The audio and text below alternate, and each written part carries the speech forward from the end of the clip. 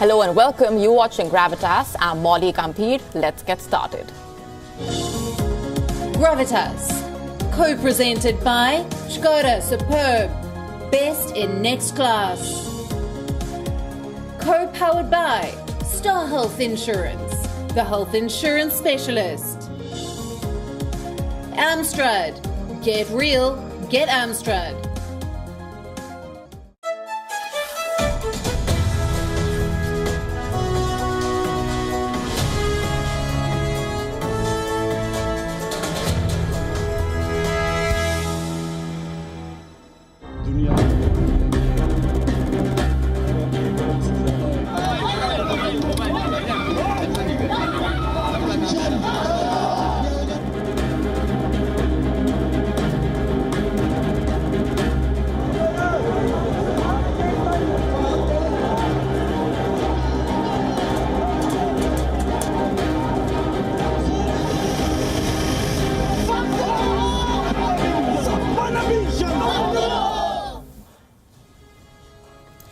While French President Emmanuel Macron fights Islamic extremism, Pakistan Prime Minister Imran Khan has been fighting Emmanuel Macron.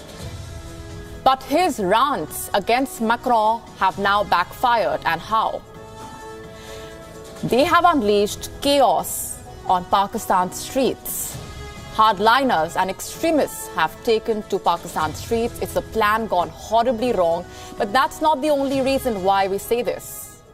On Gravitas tonight, we tell you how Pakistan's facade of clamping down on terrorism stands exposed once again. Pakistan even has its own University of Jihad, a school that has churned out the top brass of the Taliban. It's a Gravitas special report. Apart from taking on Islamic extremism, French President Emmanuel Macron is also attacking the American press. He says it is legitimizing terrorism and fanning racism. We examine why he makes this claim. I am Molly Gambhir. Also on the show tonight, it is being called the world's largest trading bloc, but India has decided to not be a part. We tell you why. There is another ray of hope in the fight against COVID-19. Moderna claims its vaccine is 94.5% effective in preventing the disease. A lowdown on the vaccine race coming up. While Donald Trump says he concedes nothing after admitting that Joe Biden won, Trump's tweets have triggered a massive meme fest. Peru is facing a political vacuum after two leaders have been forced out of office in less than a week. What's in store for the Peruvians and how did things reach this point? It is a new era for space flight. We tell you all about the first ever private mission for sending Americans into space. But first, as always, Gravitas Global Headlines. US biotech firm Moderna has announced that its coronavirus vaccine is 94.5% effective. This is now the second US pharmaceutical company to release data from a large study of its experimental vaccine. Moderna has said that it is a great day and they will apply for approval to use the vaccine in the next few weeks. A new study indicates that coronavirus emerged in Italy much earlier than expected, with the virus circulating in the country as early as September 2019. This establishes the possibility that COVID-19 may have spread beyond China earlier than assumed. United Kingdom and Ireland agree that Brexit talks must have a breakthrough this week. This comes as UK's Brexit negotiator David Frost maintains that Britain will not change stance as it seeks a post-Brexit deal with the European Union. Syria's veteran foreign minister Walid al-Mualem dies at the age of 79. Al-Mualem was a fierce defender of Bashar al-Assad's bloody crackdown on peaceful protesters that sparked the decade-old conflict in Syria. Azerbaijan agrees to extend the Armenian withdrawal deadline from the Kalbajar district to November 25th as part of a Russian-brokered peace accord to end weeks of fighting over Nagorno-Karabakh. Meanwhile, Turkey is seeking approval to deploy peacekeepers to monitor the ceasefire agreement.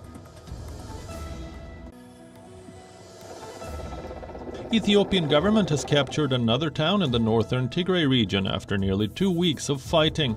At least 25,000 Ethiopians have fled from the conflict-ridden Tigray region into Sudan, according to the state agency. Hundreds of people have been killed since Prime Minister Abiy Ahmed launched an offensive against local troops in Tigray last week. Over 700 people were jailed after the latest anti-government protests in Belarus as anger mounted in the nation over the recent death of a protester. Thousands took to the streets of the Belarusian capital of Minsk in the latest protest against President Alexander Lukashenko. Rebounding sharply from its biggest post-war slump, Japan's economy grows at the fastest pace on record in the third quarter. Japan says that its economy expanded 5% in the third quarter, allowing it to emerge from recession. Dustin Johnson has ended a 4-year wait for his second major title with a dominant 5-shot victory at the Augusta Masters. The American carded 68 in his final round to take his tally for the tournament to 20 under, which broke the previous tournament record of 18 under shared by Tiger Woods and Jordan Spieth. Johnson finished 5 shots clear of Cameron Smith and Sung Jae Im and became the first world number 1 to win the Augusta Masters since 2003. Athletes and fans arriving in Japan for the postponed Olympics next year may need to be vaccinated for COVID-19 to ensure a safe games for all. International Olympic Committee President Thomas Bach addressed the issue for the very first time on his maiden visit to Japan since the Olympics were postponed in March. Bach met with the new Japanese Prime Minister Yoshihide Suga as well as the governor of Tokyo and the local organizing committee to take stock of coronavirus countermeasures. Pakistan Prime Minister Imran Khan is paying a hefty price for his opportunism. Just look at what's happening in Pakistan. Hardliners have taken over the streets. Extremists are running amok. Last month, the Pakistani Prime Minister ignited a fire. He accused the French President Emmanuel Macron of Islamophobia. He targeted Macron for going after radical Islam. But with his words, Imran Khan unleashed chaos within his own country. These are hardliners of Tehreek-e-Labbaik, the far-right Islamist political party in Pakistan. They held an entire country hostage when Asia Bibi was acquitted of her blasphemy charges. And now they are back on the streets to express their outrage against cartoons of Prophet Muhammad, egged on by Pakistan's Prime Minister Imran Khan. These Islamists marched from Rawalpindi to Islamabad. Some claims suggest up to 5,000 people were on the streets. A heavy contingent of police personnel was present to stop the march. But like always, they were helpless before the Islamists. According to the Pakistani press, the police knew about the protest march. They conducted raids to detain the chief of Tehreek-e-Labbaik, but they failed to catch him. Instead, they arrested more than 90 members. Another report claims more than 300 members were detained. Even then, the cops failed to stop the march. Last night, hundreds of people were on the streets. We received some videos. It looks like the police had to use tear gas to push back the crowd, but the cops seem overwhelmed by the crowds. Reportedly, there was violence on the streets, with the protesters pelting stones at the police personnel. Earlier this month, thousands of hardliners from the Tehreek-e-Labbaik marched in Karachi. This was led by their chief, Khadim Hussain Rizvi. He delivered a speech, and to call these words provocative would be an understatement. Khadim Hussain Rizvi said Pakistan should, I'm quoting, declare jihad against France. According to him, there is only one punishment for blasphemy: beheading. That is what the supporters of Rizvi said when he asked them the question. This is unbelievable, but it is the truth. Khadim Hussain Rizvi has tacitly supported the terrorists who carried out the beheading in France. But that should not surprise you. Since the protests against France began in Pakistan, we have seen the French flag being desecrated on the streets, effigies of Emmanuel Macron being burnt, a teacher beheading an effigy of Macron in front of young and impressionable minds. This happened in Islamabad. Religious teachers justified the killing to children in the name of honor. The hardliners have created chaos in front of French missions. The police in Islamabad had to bring in shipping containers to contain a march near the French embassy. Ultimately, the cops used tear gas to push the protesters back. While thousands in Pakistan have taken to the streets, the Tehreek-e-Labbaik has led a relentless campaign against France in Pakistan. Reportedly, authorities in Pakistan kept a major road sealed for a second today, a road that the hardliners want to use to get into Islamabad. This was for a second time, and they were marching towards the French embassy. Islamabad's main entrance and exit points remained closed. The local authorities fear this could turn into a sit-in protest. So they want to keep the major roads closed. One estimate claims there could be as many as 1,000 people there. Barbed wires, containers have been brought in. Earlier, mobile services were blocked. But the average Pakistani could be looking at difficult days ahead. The roads will be jammed. There is a network outage, with the Islamists threatening another takeover of Pakistan's capital city once again. Pakistan's common man has only Imran Khan to blame for this. He started the campaign against France, and now the hardliners seem to be taking it forward. What we are witnessing in Pakistan, though, should not come as a surprise, like we said. It's the cost you pay when you give space to extremists in the political mainstream. In Pakistan, radicals operate in the open and with impunity. Tonight, we take you inside Pakistan's University of Jihad, a school that has turned out the top brass of the Taliban. You have to see this to believe it.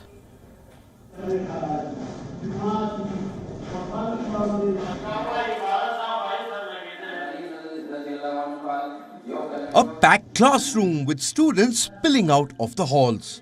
They are even seated at the balcony. Pakistan is still gripped by the pandemic. There is barely any social distancing between the students. But they don't mind it. Their attention is gripped by a teacher who preaches an ideology of violence that drives the Taliban in Afghanistan. Welcome to Jihad 101. This is the Darul Uloom Haqqaniya, better known as the University of Jihad. It is one of the largest Islamic teaching centers in the world. Around 4,000 young men study at the sprawling campus located 60 kilometers east of Peshawar. Pakistan's University of Jihad has a long list of infamous graduates, like Mullah Muhammad Umar, the longtime leader of the Taliban in Afghanistan, Jalaluddin Haqqani, the leader of the Haqqani network, and the two suspects behind the assassination of Benazir Bhutto in 2007. The clerics at this school proudly recount the notorious terrorists they have produced. All leaders studied here. Jalaluddin Haqqani studied here. Yunus Khalis studied here. So did Muhammad Nabi Muhammadi. All the top leadership from the past were from Darul Uloom Haqqaniya. Then all those fighting were students from Darul Uloom Haqqaniya, and currently 95% of the leadership is from here. It is only in Pakistan that this University of Jihad can openly thrive thanks to the patronage of the state. In 2018, the provincial government of Khyber Pakhtunkhwa gave money to this terror school. Reportedly, a $2.5 million fund was made available to mainstream this center. Another report claims that Imran Khan's party, the Tehreek-e-Insaf, also provided public funds to the Darul Uloom Haqqaniya. Reportedly, it received $2.7 million from the taxpayers' kitty in 2017. The Darul Uloom Haqqaniya is a recruiting ground for groups like the Taliban, and it all happens in plain sight thanks to the backing of the Pakistani state. Sami-ul Haq, the late leader of the school, is considered the father of the Taliban. Many claim he advised Taliban's founder, Mullah Omar. In 2009, he wanted his students to fight the US forces in Afghanistan. Sami-ul Haq was also elected to the Pakistani Senate twice. This only reflects how extremists are intertwined in Pakistan's political mainstream. In 2014, terrorists of the Pakistani Taliban attacked a school. More than 150 people were killed. Most of the victims were children. The attack had left Pakistan shocked, forcing Islamabad to announce a national action plan to tackle extremism, under which the Pakistani government promised to register all religious schools and reform their curriculum. 6 years later, the reforms plan remains a pipe dream. Terror schools like the Darul Uloom Haqqaniya operate with impunity, and Pakistan's Prime Minister Imran Khan is fighting French President Emmanuel Macron, the man who is waging a war against these universities of jihad. Bureau Report, WION, Oldest One. French President Emmanuel Macron is not just battling extremism and protests, he is also fighting the press, the American press to be precise. Before I tell you more about it, I want to ask you a simple question. What is the role of the media?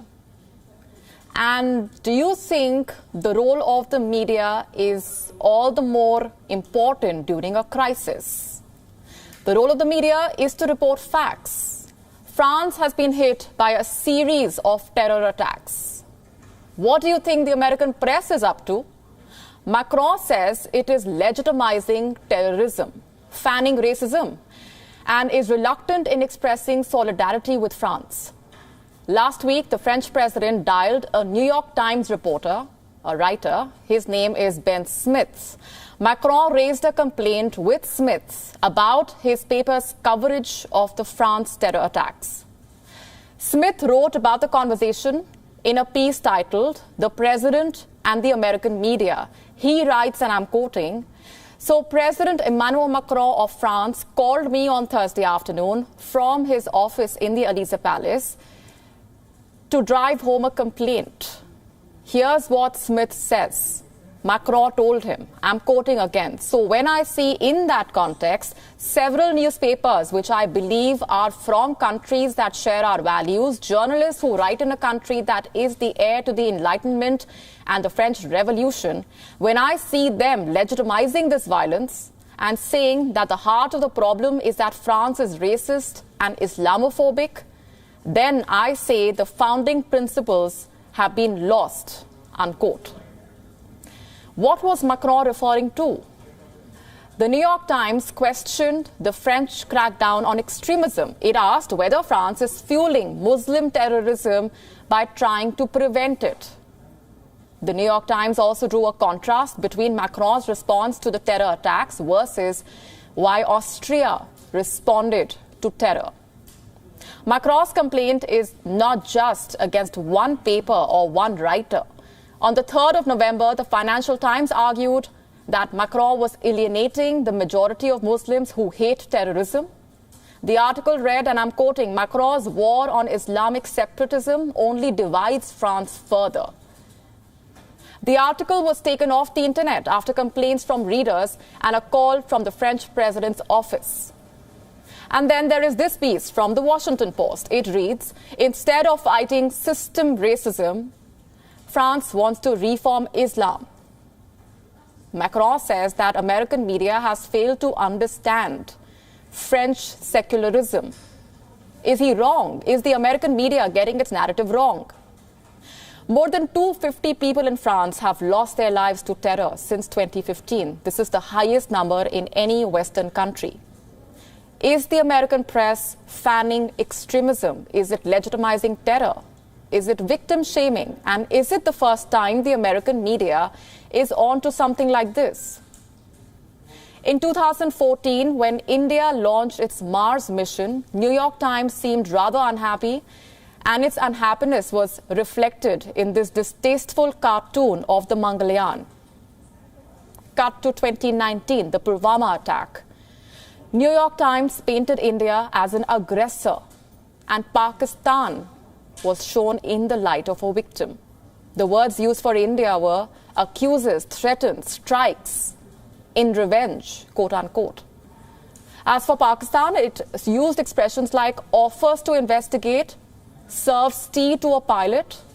Not for once did the New York Times call out Pakistani terrorists. The newspaper stuck to quote unquote militants. Now, we have spoken about all of this on Gravitas. Let me ask you another question now. Do you really think Emmanuel Macron is wrong in calling American press out for its bias? An article on the tablet MAG claims that the New York Times, the Washington Post, the Financial Times, Bloomberg and the CNN are quote-unquote no more attached to truth than Donald Trump was. Ben Smith has written a piece in defense of his paper. Let me read out some lines for you now. Some of the coverage Mr. Macron complains about reflects a genuine difference of values. Picking fights with American media is also an old sport in France, and it can be hard to know when talk of cultural differences is real and when it is intended to wave away uncomfortable realities. What about India?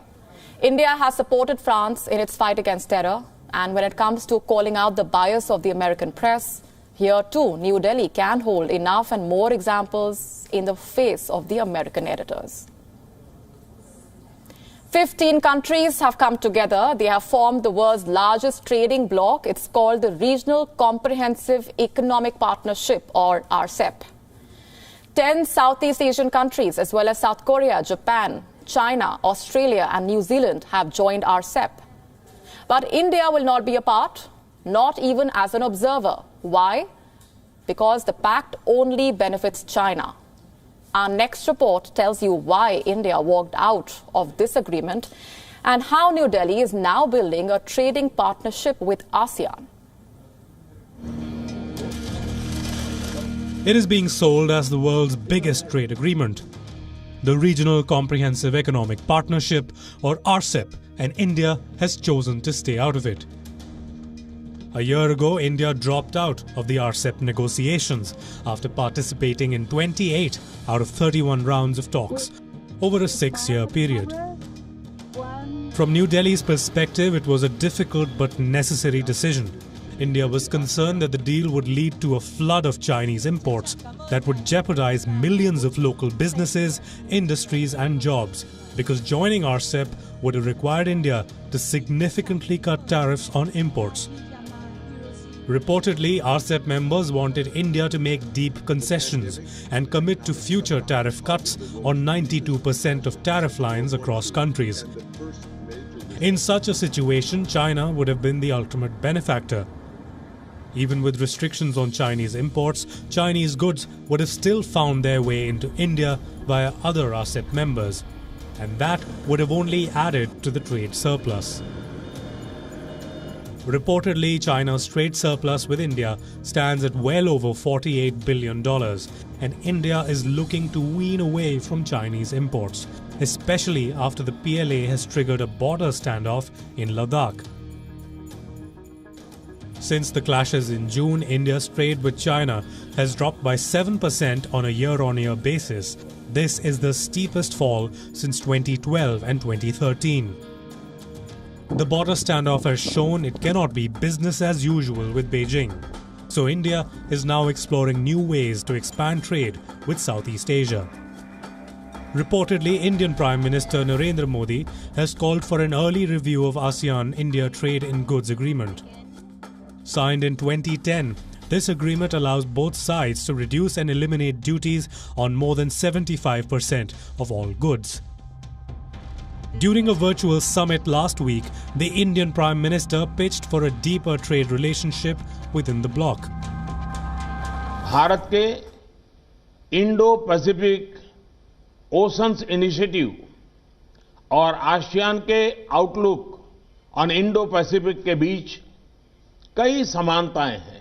Bharat और ASEAN के बीच हर प्रकार की connectivity को बढ़ाना, physical, आर्थिक, सामाजिक, digital, financial, maritime हमारे लिए एक प्रमुख प्राथमिकता है।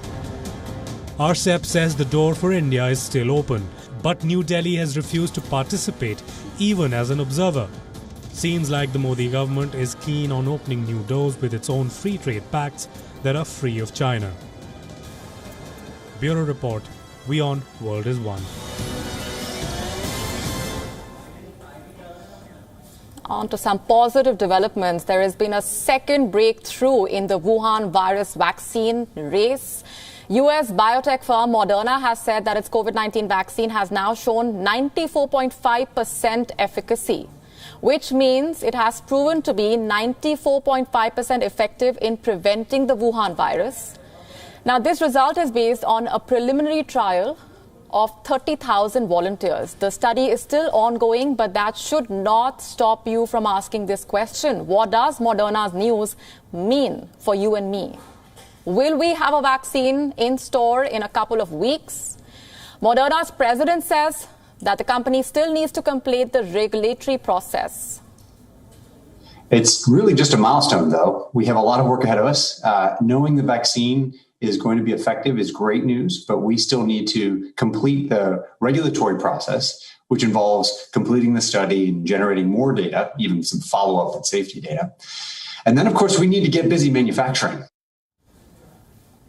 The company plans to submit applications for emergency authorization in the United States. Moderna says the process will take a couple of weeks. The company hopes to roll out 20 million doses of the vaccine by the end of 2020. It is also aiming to make 500 million to 1 billion doses next year, which means countries will be engaged in that race to get their hands on that vaccine. Which countries will get it? Moderna has signed a deal with the US government. The deal is for 100 million doses of the vaccine. The firm also has a deal with Japan. Moderna is the second American company to release positive data from its phase 3 clinical trials. Last week, Pfizer and BioNTech announced that their vaccine candidate was found to be 90% effective. The vaccine makers believe that they will be able to deliver the shot by the end of this year, and the results should be seen by the summer of next year. Here's what BioNTech's co-founder Ugur Sahin has to say. This winter will be hard, so we will not have a big impact on the infection numbers with our vaccine in this winter. If everything continues to go well, we will start to deliver the vaccine end of this year, beginning next year. The bigger impact will happen until summer. The summer will help us anyway because the infection rate will go down in summer. And what is absolutely essential is that we get a high vaccination rate. Pfizer has already received an advanced order from the United States, the United Kingdom, the European Union and Japan. The UK is expected to get 10 million doses of this vaccine by the end of next month itself.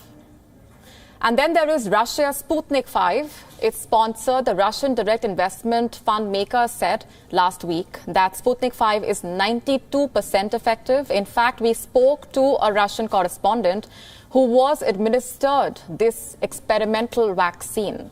Listen in to what she told us. I can tell you my experiences as I was vaccinated by Sputnik V vaccine. In September I had the first application and the second one I had in early October. After the first application I didn't even notice any change of my general condition. After the second one I had a little increase of temperature during 2 days after it. Now I feel good. I have coronavirus antibodies in my organism, but most important that I feel calm as I'm not afraid of coronavirus anymore. India has already placed advanced orders for Sputnik 5, as have Mexico and Brazil, among others. The streak of good news around vaccines coming at a time when the world is battling a fresh wave of the Wuhan virus. As of this evening, the total number of cases standing close to 55 million. At least 1.3 million have lost their lives.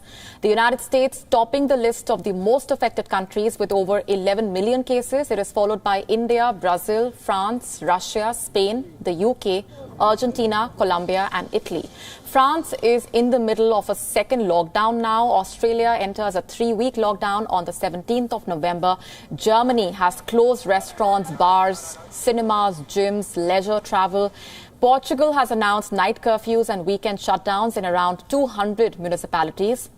Authorities in the UK claim that the number of infections in the school children have grown, quote-unquote, significantly in the second wave of the virus.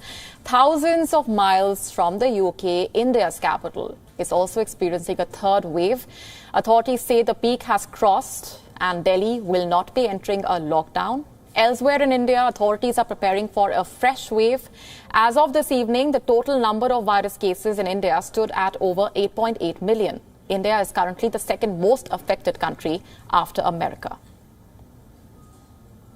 The 7th of November 2020. That is when American networks declared Joe Biden as president-elect. It has now been 16 days, but Donald Trump is yet to concede.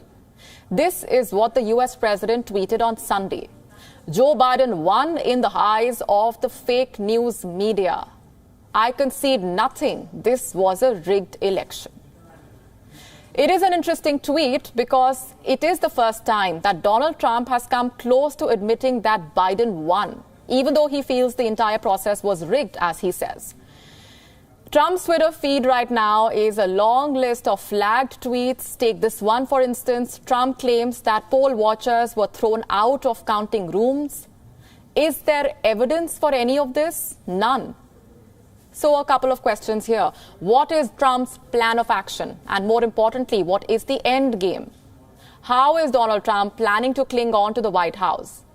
Part one of his plan hinges on his base. We saw a glimpse of that on Sunday. A mega pro-Trump rally in Washington. Thousands of the president's supporters were out in full force. It was dubbed the Million MAGA March. MAGA standing for Make America Great Again. Much like Trump himself, these protesters have rejected the election results. They say there is no president-elect, that it's all a lie. I just want this isn't over. It's not even close to being over. And those people that are telling you right now that it is over are lying to you. The vote has not been declared. No, there is no president-elect. It's all a lie. In some places, these protests turned violent.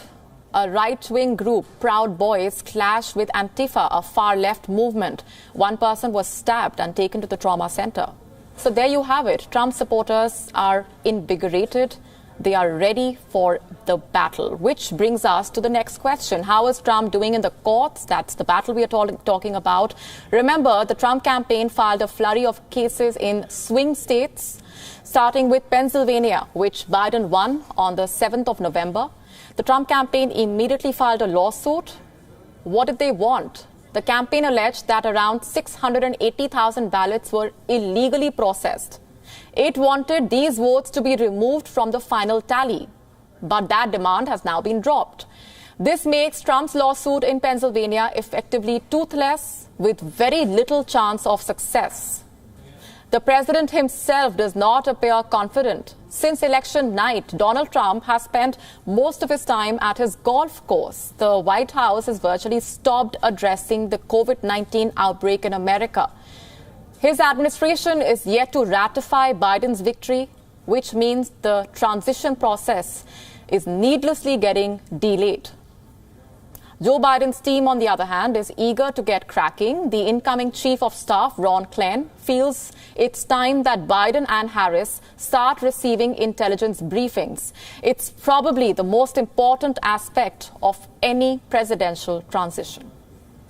What we really want to see this week, Chuck, is the General Services Administration issue that ascertainment so we can start to do the kinds of things you and I talked about a few minutes ago. Meet with these vaccine officials, kind of get the intelligence briefings for the president-elect, the vice president-elect. That's really the measure of how this is moving forward this week, I think. There is bipartisan criticism against what Donald Trump is trying to do. Among the more vocal critiques has been Donald Trump's predecessor, Barack Obama. He is in the news once again, promoting his new memoir, and Obama is not mincing his words.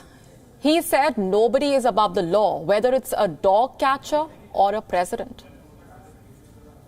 Think there was any fraud going on because they didn't say anything about it for the first 2 days. But there's damage to this because what happens is that the peaceful transfer of power, the notion that any of us who attain an elected office, whether it's dog catcher or president, are servants of the people. It's a temporary job. We're not above the rules. We're not above the law. That's the essence of our democracy.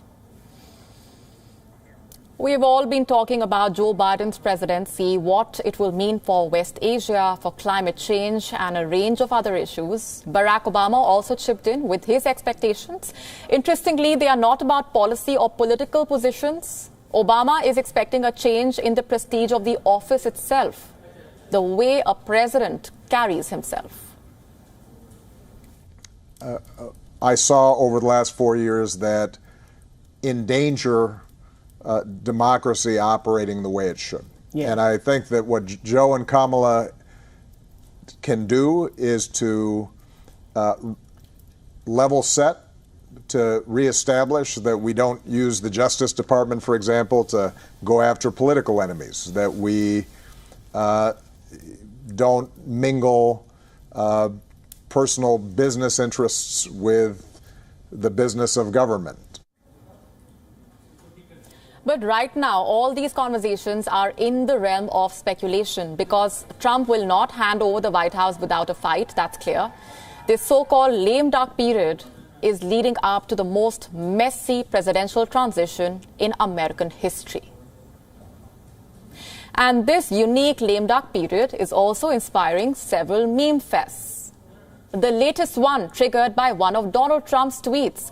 The president tweeted that he won the 2020 election. Social media responded to it in the most hilarious way, with several celebrities joining hands to troll the American president.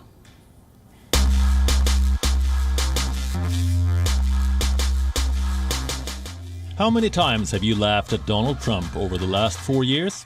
Fasten your seatbelt. Because what you're about to witness may be injurious to your health and to Trump's reputation. Do you know what the US president was up to this weekend? The Donald was golfing and tweeting. "I won the election," declared Trump. Up popped a Twitter flag in bold red. Official sources called this election differently. Oops. Watch this again. "I won the election." Official sources called this election differently. It took just about this long for this sad tweet to become one of Twitter's most shared. And before Trump knew it, he was a meme. Why would the president claim he won the election? A user asked. Is it because he forgot to take his medication? Another user wondered, or is it because he needs psychiatric help?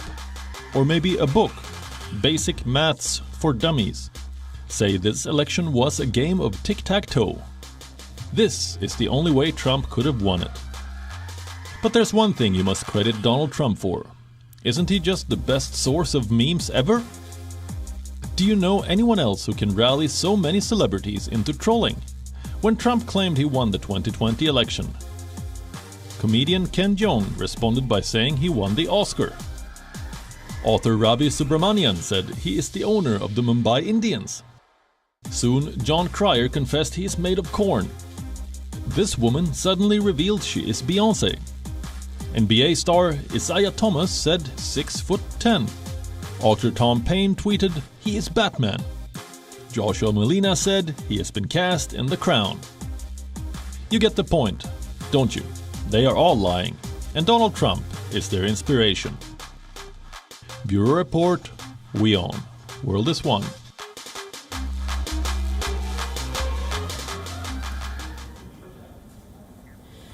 Peru is without a president. 2 leaders have been forced out of office in under a week's time. One was accused of corruption, the other of a brutal police crackdown. There are massive anti-establishment protests on the streets, plus a coronavirus outbreak that is worsening by the day. So how will Peru navigate this crisis? What lies ahead? What does the race for the next president look like? Here's a detailed report. There is an uneasy calm in Peru's capital. The country is awaiting a crucial decision. Who will be the next president? Peru's interim leader Manuel Merino stepped down on Monday.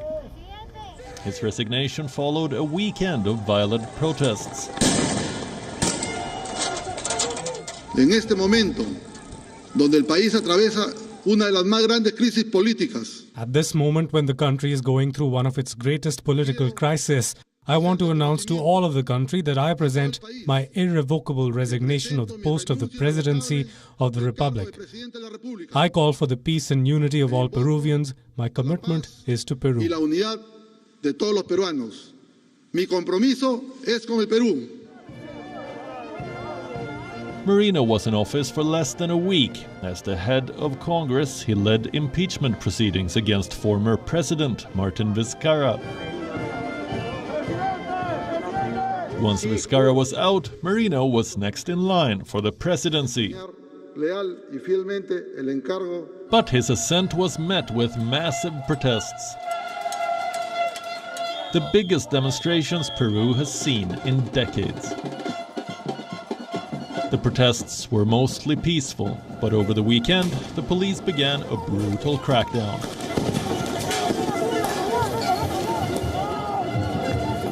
Two killed, 112 injured, and more than 40 missing. The crackdown shifted public mood against Merino. The Congress wanted him out. Lawmakers asked him to step down or face impeachment. Merino chose the former.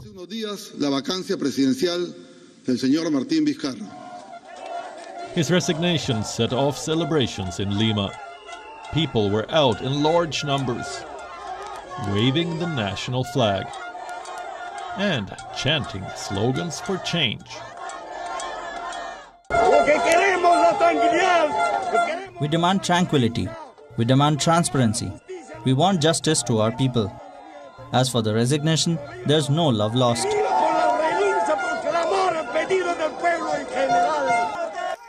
Martin Vizcarra is hoping to cash in on this political crisis. The former president remains extremely popular, despite serious charges of corruption. He wants a constitutional court to reverse his impeachment. So what happens next in Peru? The current presidential term expires in July next year. Elections are due in April 2021, which means the Congress will once again decide who will be president. The frontrunner is leftist politician Rosia Silva Santisteban. In the first round of voting, she failed to garner enough support. A second round is expected soon. But here's the problem. The Congress is repeating last week's mistake, appointing a president without consulting the people. In Merino's case, protesters described it as an illegal parliamentary coup. These demonstrations are against the entire system, and the Congress is very much at the center of it.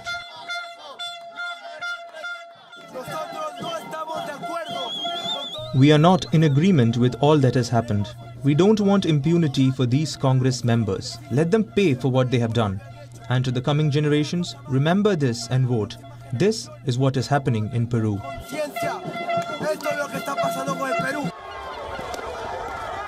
For Peru, political instability is nothing new. Merino was the third president to be forced out of office in as many years. But the timing could not have been worse. Peru is battling a surge in coronavirus infections. It is also bracing for the largest economic contraction in a century. A leadership vacuum is the last thing it needs.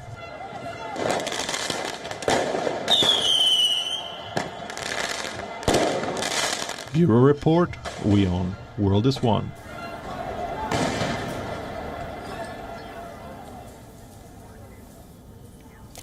Today was a historic day for space flight missions. Elon Musk's SpaceX had another successful rocket launch. 4 astronauts safely deposited into orbit.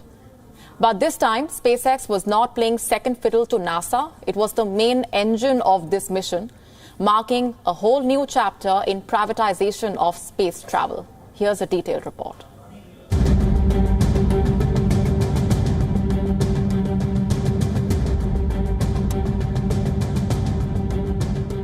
It is a new era for space flight. The government monopoly is unraveling. Private companies are taking their place. On Monday, Elon Musk's SpaceX launched another mission. The Strongback will retract to 45 degrees away from the rocket. A Crew Dragon capsule lifted off from Cape Canaveral in Florida.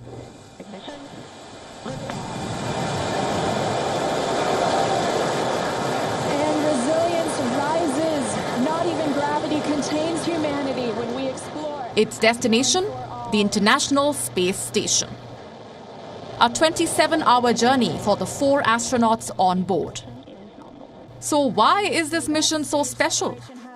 For the first time, NASA was hitching a ride. Both the capsule and the rocket were designed and built by SpaceX. The first ever private mission for sending Americans into space. The launch was a seamless affair. It took 12 minutes for SpaceX Falcon rocket to put the capsule in orbit. This is how NASA Commander Mike Hopkins summed up the ride. And thanks, Han, to the entire Falcon 9 team. Well done. That was one heck of a ride. There was a lot of smiles. I don't know if you could see on the video. The crew named their capsule Resilience, a reflection of the world's battle against COVID-19 and racial injustice. It will remain docked at the space station until early 2021. NASA and SpaceX have signed a $3 billion deal. 6 missions are part of the contract, this one being the first. In the next 15 months, we should be flying roughly 7 Dragon missions. And this mission represents the initiation of a Dragon in orbit continuously, knocking on wood, and certainly is really the beginning of a new era in human spaceflight. U.S. Vice President Mike Pence attended the launch. As the crew lifted off successfully, he celebrated the moment with an elbow bump with NASA Administrator Jim Bridenstine. President-elect Joe Biden congratulated NASA and SpaceX on Twitter. He said the mission was a testament to the power of science. SpaceX may be leading the privatization race, but it is not alone. Amazon's Jeff Bezos also wants in. In 2000, he founded Blue Origin. The company has successfully tested vertical takeoff and vertical landing rockets. Blue Origin's focus is on space tourism. It has been roped in by NASA for the Artemis lunar program. Look at that stability. So stable. Touch. Oh my God. Another key player is Richard Branson's Virgin Galactic. Despite repeated setbacks, the company has not abandoned its mission. Branson says he has received $200,000 each from 680 aspiring space tourists. It is super bright, very high definition. And then there are aerospace companies like Boeing and Lockheed Martin. Both have secured a role in the upcoming lunar program. Countries around the world are welcoming this change. India recently opened its space industry to commercial players. The second half of the 20th century was marked by a space race. It was a tussle between 2 countries back then. Today, as private companies join the fray, we could be headed to another space race. Bureau Report, WION, World is One. That's all we have time for in this edition of Gravitas. Leaving you with Gravitas Images. Thanks for watching.